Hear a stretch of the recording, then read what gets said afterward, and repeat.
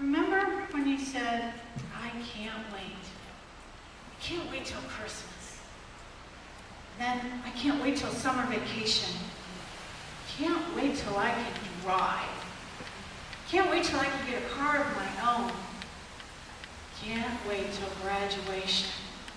Can't wait to get married. Can't wait to have kids. Can't wait till this kid is out of diapers. Can't wait till this kid goes to school. Can't wait till Friday. In the gospel lesson today, Jesus tells his disciples to take a break, to get some rest, to wait and renew their strength.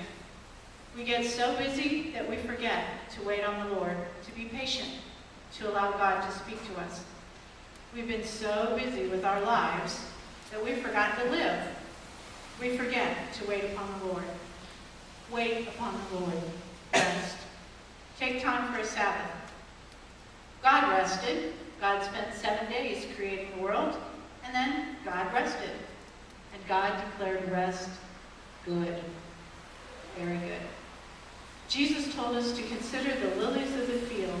They toil not, nor do they spin.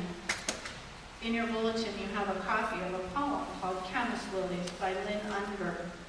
Consider the lilies of the field, the blue banks of Camas opening into acres of sky along the road.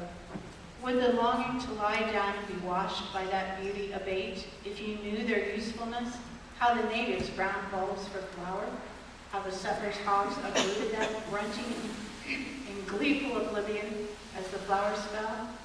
And you, what of your rushed and useful life?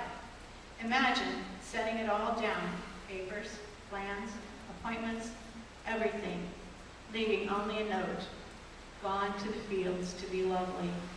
Be back when I'm through with blooming. Even now, unneeded and uneaten, the camas lilies gaze out above the grass from their tender blue eyes. Even in sleep, your life will shine. Make no mistake, of course your work will always matter. Yet Solomon, in all his glory, was not arrayed like one of these. Try posting this on your office door or putting it in your voicemail sometime. Gone to the fields to be lovely. Be back when I'm through with blooming. Isaiah tells us, those who wait upon God get fresh strength. They spread their wings and soar like eagles. They run and don't get tired. They walk and don't lag behind. My dad was an expert waiter, not the kind of, here's your coffee, would you like more soup, but waiting. He loved to fish. He'd take his fishing pole and a can of worms in his camp chair and find a good place to go.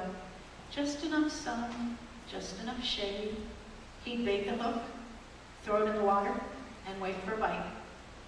He'd wait, and wait, and wait, sometimes all day. For a kid, it was excruciatingly boring. I think I learned to read to have something to do while he fished. He waited. He rested. Wait, rest, be patient. Noah had to wait. He'd been on that boat with all those animals. It rained and rained. He had to wait for the rain to stop. Then he had to wait for the water to go down. Wait. Waiting is hard. We want to know what's happening. I always ask my kids, what's the plan? God told Moses to wait. In Exodus 24, God said to Moses, climb higher up the mountain and wait there for me. I'll give you tablets of stone, teaching and commandments that I've written to instruct them. So Moses got up, accompanied by Joshua, his aide, and Moses climbed up the mountain of God. Wait, be patient. We want to hear from God. David waited in Psalm 40. I waited and waited and waited for God. At last he looked. Finally he listened. He lifted me out of the ditch, pulled me from deep mud. He stood me up on a solid rock to make sure I wouldn't slip. He taught me how to sing the latest God song, a praise song to our God. More and more people are seeing this. They enter the mystery, abandoning themselves to God. Wait and be patient. Then suddenly it's, I can't believe it. I can't believe my baby's in kindergarten. I can't believe my kids are in junior high, in high school, graduating, in college, married, having kids of their own. I can't believe it's Christmas already. I can't believe it's Easter already. It's already summer. What happened? Life happens when we're not paying attention, and suddenly we've gone from I can't wait till to I can't believe it's already. What have we accomplished? Dallas Willard, in his book, The Spirit of the Disciplines, says this: the persons and ministries of John the Baptist and of Jesus himself, both rich in the practice of activities designed to strengthen the spirit, were held constantly before early Christians. So, wherever early Christians looked, they saw examples of the practice of solitude, fasting, prayer, private study, community study, worship, and self-sacrificial service and giving, to mention only some of the more obvious disciplines for spiritual life. These early Christians really did arrange their lives differently from their non-Christian neighbors, as well as those of us called Christians today. We live a life of craziness, and a huge part of such craziness is doing stuff, doing justice, doing acts of love, doing forgiveness, doing church. But if we're going to buck the trends of the world, one such trend is bucking the idol of busyness. We need to rest. Jesus gives his disciples and us 4 specific directions in this passage. Come away to a deserted place, all by yourselves, and rest a while. Come away. It's not just going away, but coming away with Jesus. Jesus went with them. He didn't send them off to rest alone. He probably knew that they wouldn't rest, that they'd get busy with something else that they thought was more important, or start bickering with each other, or reporting on the attendance at the last miracle, complaining that Jesus likes him better than he likes me, all that being human stuff. The world can suck the life right out of us. Jesus offers us an easy yoke, a light burden, rest and refreshment when we come away with him, to a deserted place. One of the sayings when I was younger was to find your happy place. Come away.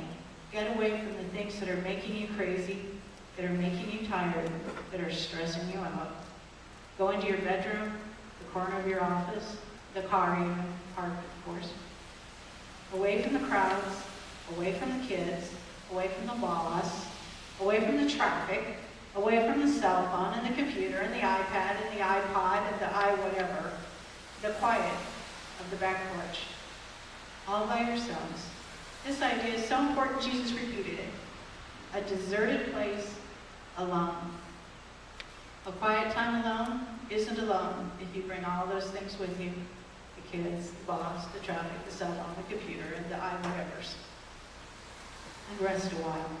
Not forever, not being lazy, but for a while. That sounds easy, but sometimes that's the hardest thing to do. It's hard to rest if there's laundry to be done, dishes in the sink, a letter that needs to be written, someone that needs your attention. It's hard to say no when someone calls for help. We are to follow God's example, and sometimes that means saying no. God gives us answers in 3 ways. He says yes, and gives you what you want. He says no, and gives you something better. He says wait, and gives you the best. Time spent in rest is time well spent. In his book, The Mood of Christmas, Howard Thurman shares this bit of wisdom. Where I live my little segment of time, I must live it in the light of the fact that all of the vast complex of which my little segment is a part gives to my little segment its meaning. I cannot say about my life that it is of no account. I cannot say of the time that I am living that nothing seems to be happening, because this is not one of the great and tempestuous or creative moments in human history or in the history of the world.